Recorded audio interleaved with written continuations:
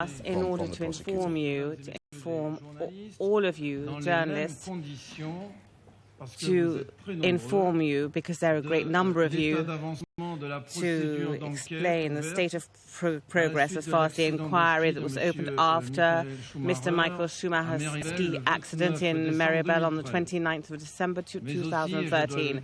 But also, and I must say this, in order for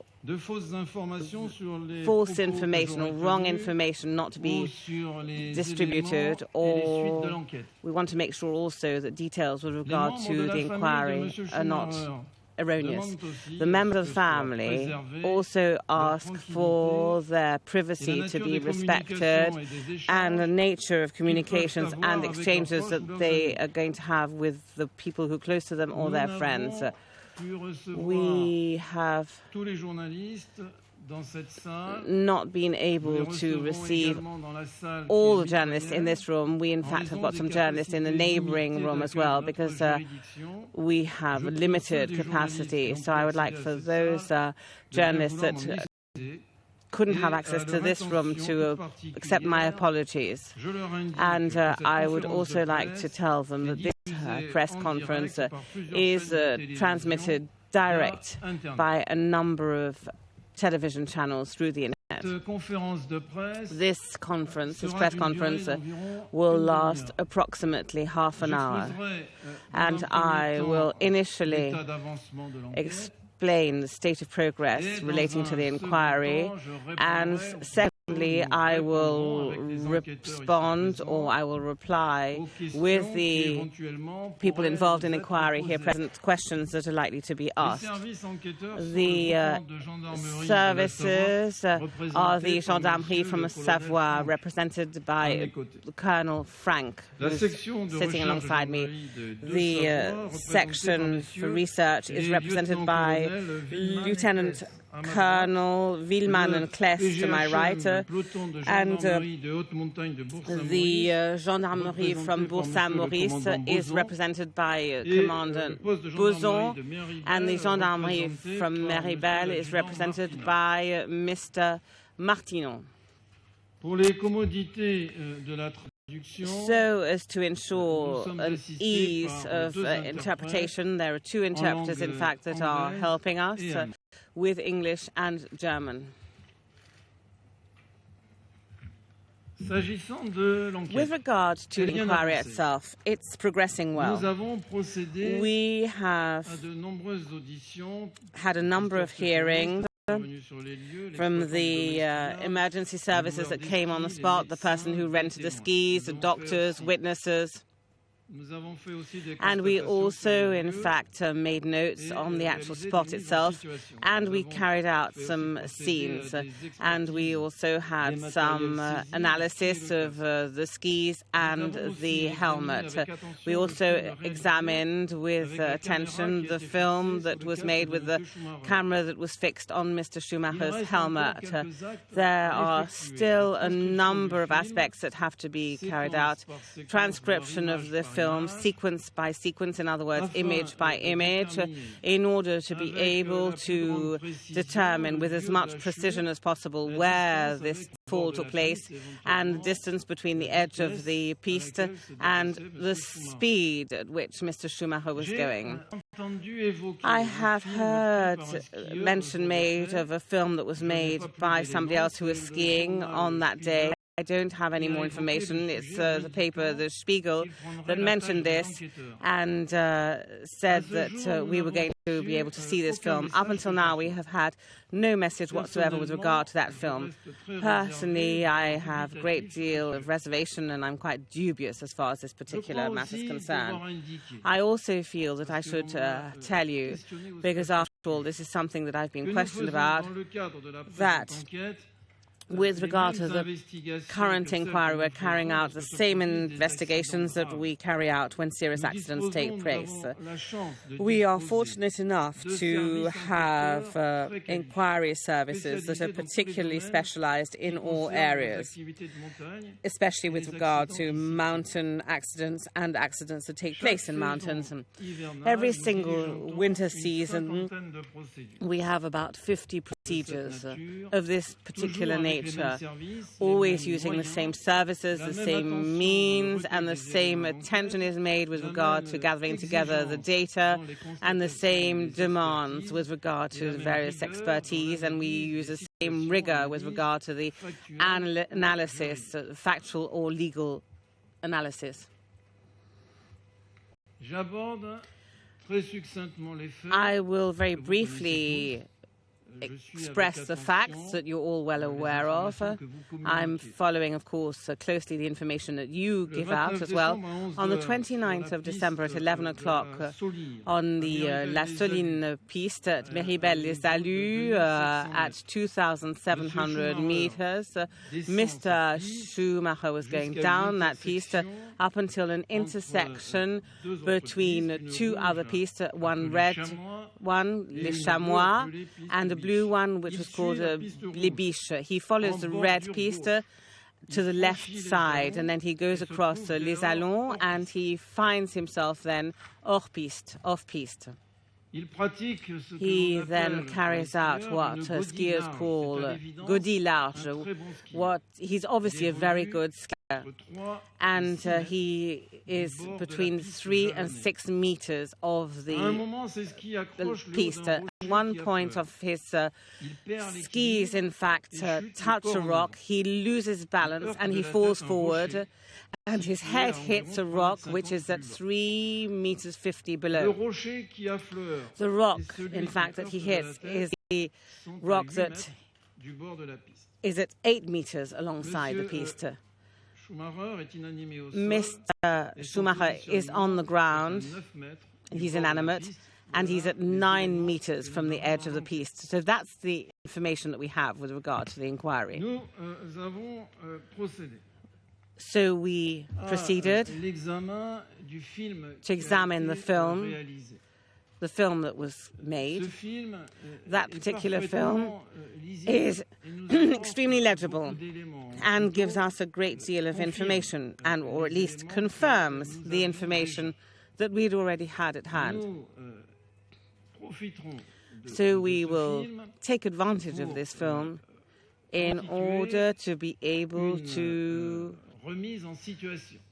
once again recreate the situation. We will know specifically what will be or what was the path that Mr. Schumacher followed. So that's the situation today. This particular film will then be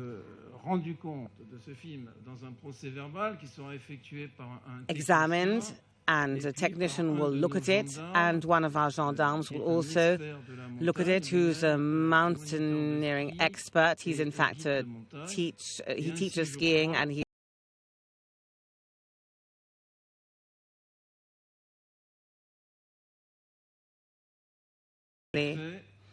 what took place, the situation, the circumstances. So that's the situation today. So now we will come to the questions which you're welcome to ask us. I'm listening to you. Would you like to introduce yourself and stand up? Pardon? The journalists are asking him to sit a bit higher because he hadn't, and he said that he hadn't envisaged that there'd be so many microphones.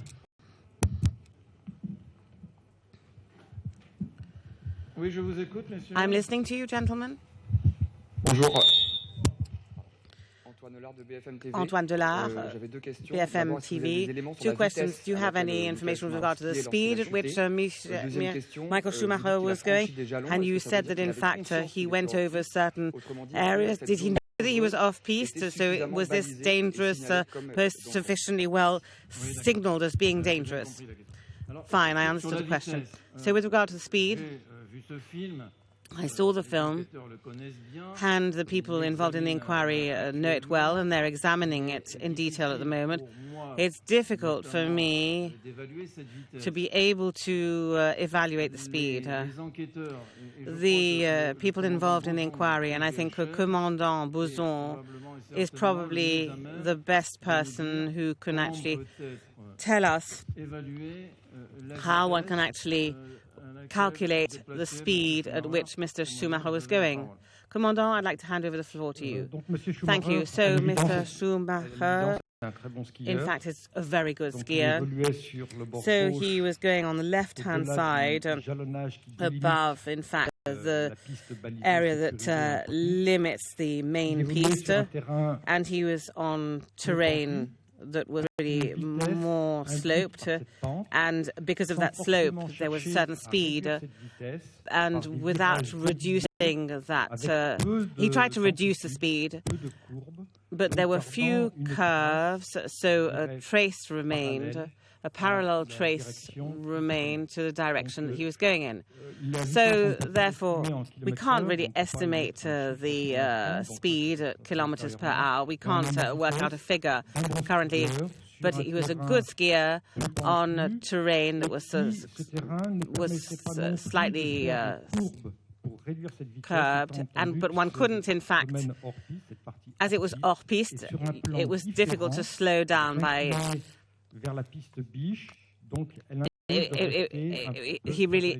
They needed to, in fact, he needed to remain in the line of the slope.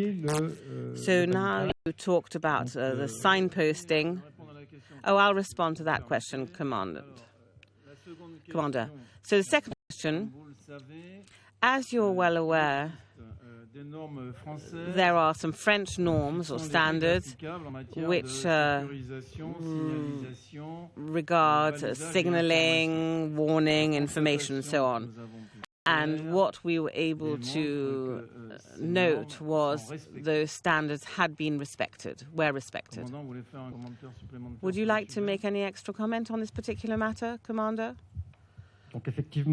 So, we did note, in fact, that the signage was in accordance with the regulation. The left-hand side was shown,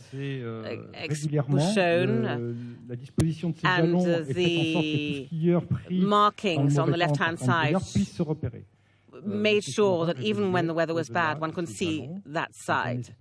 And Mr. Schumacher was, in fact, in an area that was no longer signposted because he was off-piste, and of course it was sort of virgin territory, and of course that gives rise to certain danger in the mountain. Would you like to get up and introduce yourself? Sky Sport News Germany. I would like to know if you have any other information with regard to the state of the skis, the helmet, and also the ski safety releases. Well, that was equipment was seized, as we say, and currently the equipment is being analyzed. And it's a LENSA service, the National School for Ski and Alpinism from Chamonix, and it's an organization that specializes in the analysis and test of mountaineering equipment, and I don't think that you could have a better qualified body to analyze the equipment, and we will be made aware of the conclusions of this analysis in a few days. I can't say precisely when. We have a few ideas with regard to certain pieces of information. The person who's best placed is, once again, Commander Bouzon. Could you say a few words about the skis as you saw them, Commander, and on the helmet? So that is the news conference in Albertville. Craig Slater is alongside us. And Craig, they kicked off that news conference by giving us a stunning statistic on how often a season they deal with accidents like this. That bears out what I actually found on the ground in Maribel myself last week. I went there expecting to discuss this, that it would be some kind of very exceptional type of event, but that wasn't the case anecdotally when I spoke to people at the resort, and as you've heard there, the public prosecutor in Albertville detailing that 50 times a season they have to go through investigations of this type in forensic police detail and also legally as well. So this is not an uncommon occurrence, it seems. But yeah, lots of other interesting detail too about Michael Schumacher's accident, particularly significant where it happened itself. And we found out that it was just off the piste area, the properly arranged slope, the properly prepared skiing terrain, only, what was it, 3 to 6 metres off piste when he hit the initial rock. And when he hit the rock that did the damage, if you like, he was only 9 metres, about 10 yards off the piste itself. However, crucially, and this is something we'll probably continue to explore as this news conference unfolds, this is the key question to whether Meribel, I think, will potentially undergo any charges over this.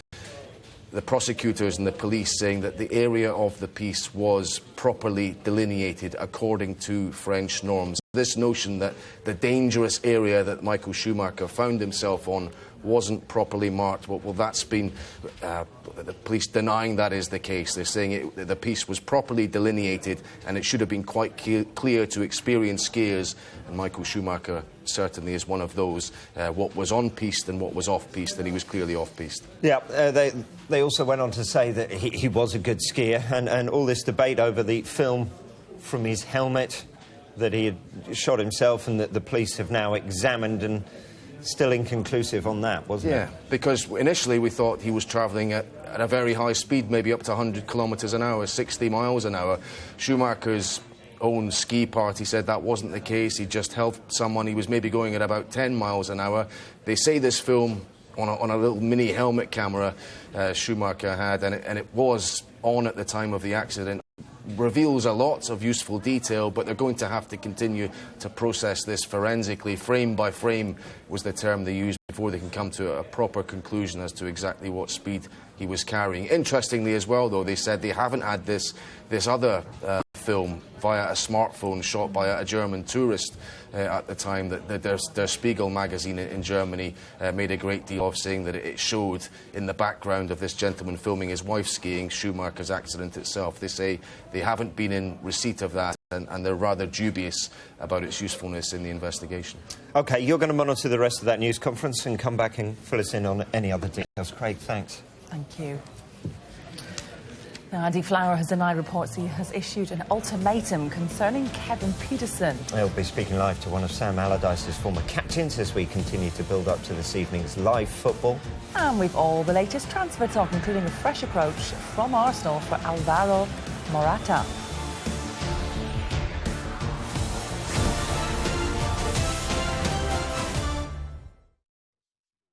Sure sponsors this programme.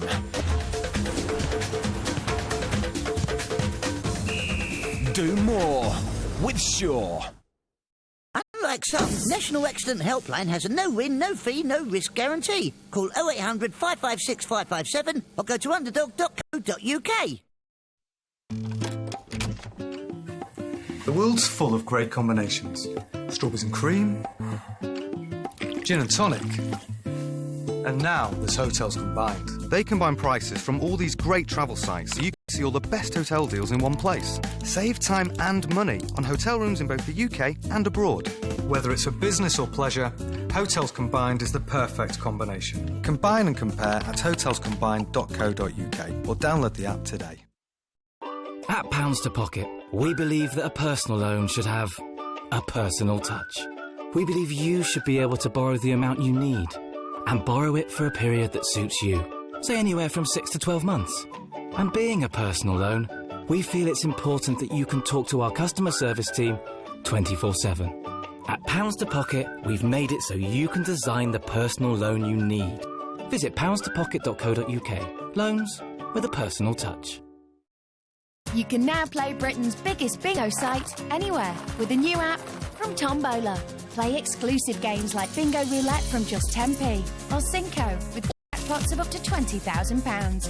Download the new app today. Deposit £10 and get £20 free. Come join the fun anywhere at Tombola.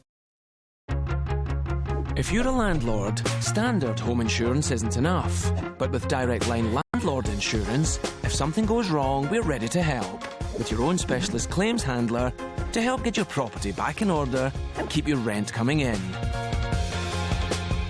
So whether you have one rental property or lots of them. We guarantee to beat the price of any other insurer. For the best landlord insurance provider, take the Direct Line. At Oak Furnitureland, we're known for our solid hardwood furniture, but now we've gone soft. We've launched our exclusive new made-to-match range of sofas, designed to look great with our furniture. And right now, there's up to 50% off. This Annabella corner sofa is reduced to just $8.99. And this Jasmine sofa, just $5.99. Buy now to get our lowest prices, plus no deposit and nothing to pay until 2015. Oak Furnitureland. Quality at a price you can't knock. Don't you know you may be due PPI compensation? Not interested? Banks have set aside billions in PPI compensation, yet